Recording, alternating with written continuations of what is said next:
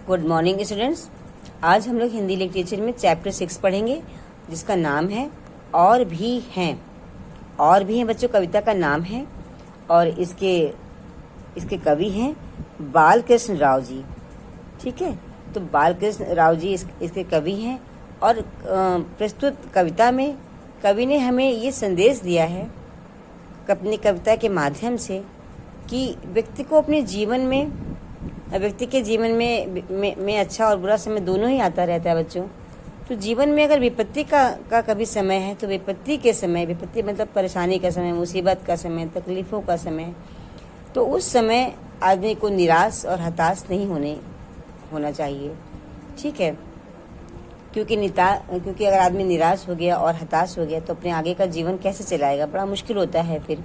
तो उस समय हौसले से और साहस से काम लेना चाहिए, क्योंकि संघर्ष ही जीवन है।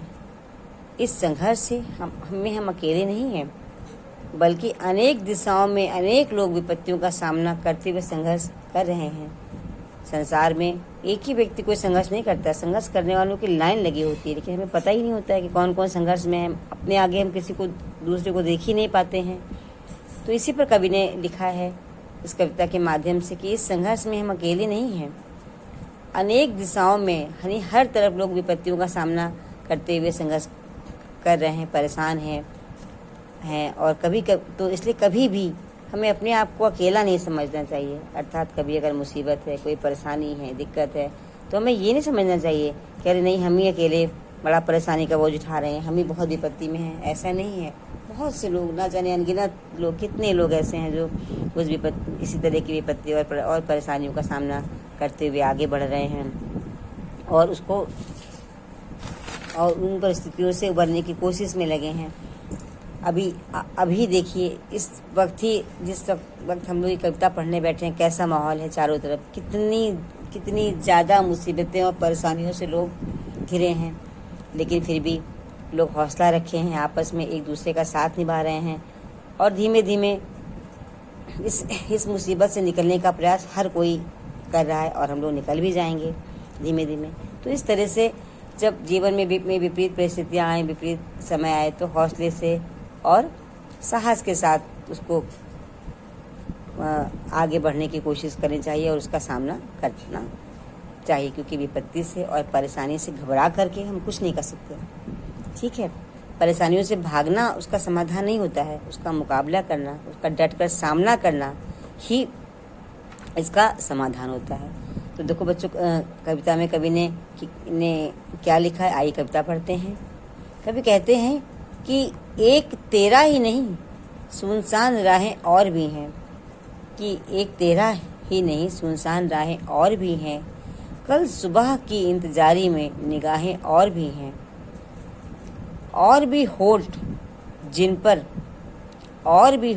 पर वेदना मुस्कान बनती, नींद तेरी ही नहीं, स्वप्न की पहचान बनती। कवि ने कहा है कि इस मुसीबत और इस विपत्ति के समय तेरा ही नहीं रास्ता सुनसान है, मतलब तुम ही अपने रास्ते पर अकेले नहीं हो। सुनसान मतलब कि अकेला, राह मतलब रास्ता, यानी कि तुम परेशानी के रास्ते में, इस मुसीबत के समय में तुम ही दुनिया में अकेले नहीं हो।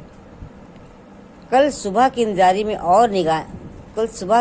में निगाहें और भी हैं, और भी ना जाने कितने ऐसे लोग हैं जो इस विपदा, इस परेशानी, इस संकट में बैठे हैं कि कब ये विपत्ति की घड़ी टलेगी, कब ये मुश्किलों का दौर ख़त्म होगा और अच्छा समय आएगा।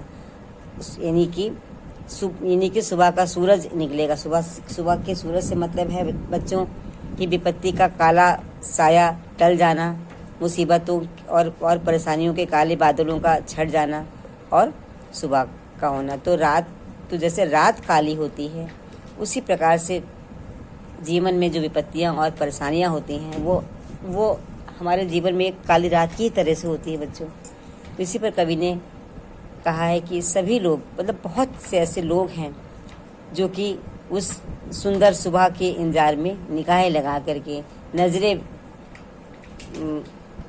फैलाए, नज़रें बिछाए बैठे हैं कि वो सवेरा हो, वो मतलब विपत्ति का समय, परेशानी का समय हटे।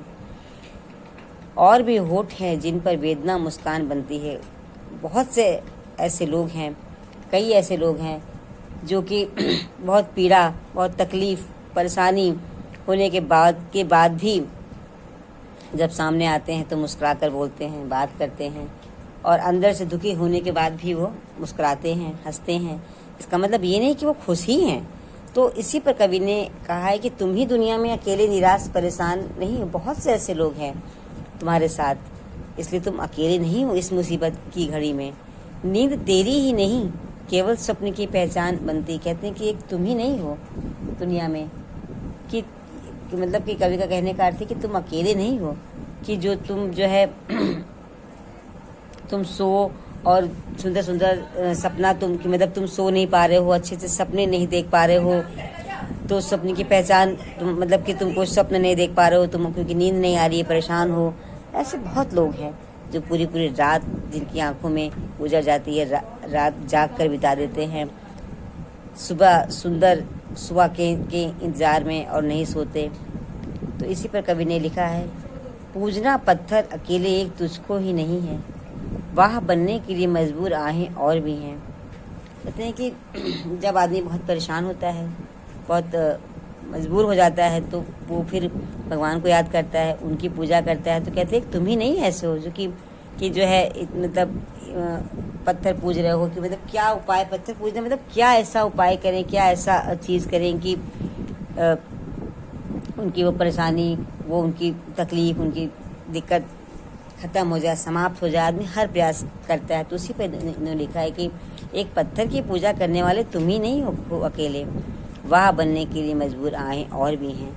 अपनी बड़ाई लेने के लिए और उल्लास मतलब उल्लास से भर करके आगे बढ़ने के लिए बहुत सी ऐसी और भी मजबूर आए हैं, मतलब बहुत और भी ऐसे विवश और परेशानियों से घिरे हुए लोग हैं जो कि इस उल्लास में शामिल होना चाहते हैं और होते हैं और आगे बढ़ते हैं।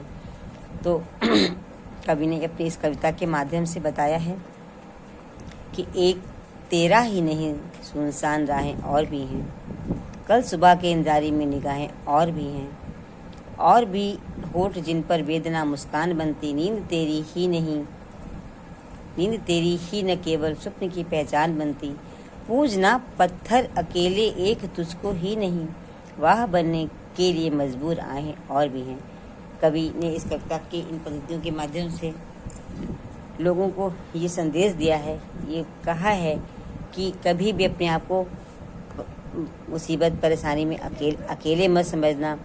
कई ना जाने कितने लोग तुम्हारी ही तरह इस परेशानी और इसी मुसीबत में घिरे हुए हैं और निकलने के प्रयास में लगे हैं। सामने वाला अगर हंस रहा है तो वो ऐसा नहीं है कि वो खुश है, वो दुखी होने के बाद भी लोग कभी कभी हंसते हैं, खुश होते हैं।